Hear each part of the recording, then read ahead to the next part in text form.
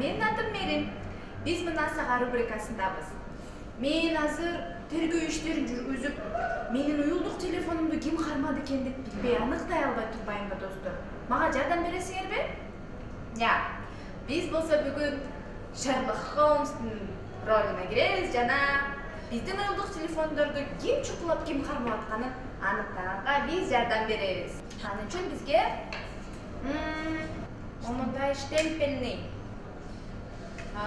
подушечка деп коет, жаздыкча, штемпельный жаздыкча. Канцтовар саткан дүкөндөрдөн тапсаңыздар болот, достор.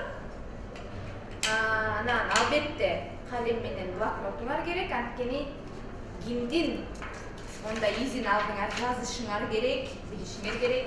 Анан мондай тарт керек. Уюлдук телефон меники.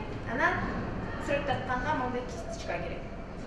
Эң биринчиден бизге биздин шектүү адамдардын мондай изин алып алышыбыз керек. Таза кагаз керек бизге. Анан мондай нерсени алып барып деген канакей, мага колуңдун изин берчи дейсиңер. Макулбу? Анан алар деп коркутуп берет. Монтип басышат бармактарына. Мына мен көрсөтүп берейинби? Мына монтип. Монтип көп калып калды. Анан кагазга монтип баскын дейсиң. Монтип басып өзүнүн бармагынын изин калтырып калат. Эмнеге бардыгын ар башка адамдардын бармак изи ар башка болот. Ошондуктан силер телефонуңарды ким кармады жөнөкөй эле аныктап бассаңар болот, достор. Ошентип моментип бир туугандарыңардын колунун бармагынын изин алып, астына монтип аттарын жазып алсаңар болот. Жазып алып келип анан телефонуңарга көп монтип издерин баары калып калган болот да, монтип калган.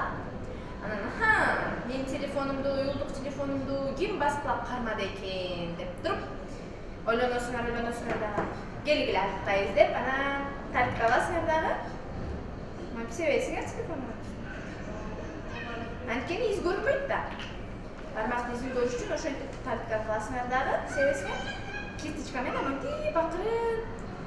Монтиңер кандай керемет.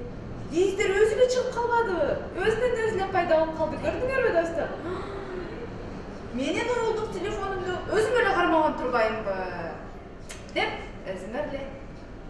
өзүңөр эле көрүп коесуңар. Бирок көзүңөр көрбөй, эмне көрүнбөйт, дагы көрүнбөйт десеңер, жардамга чоңойткуч лупа келет.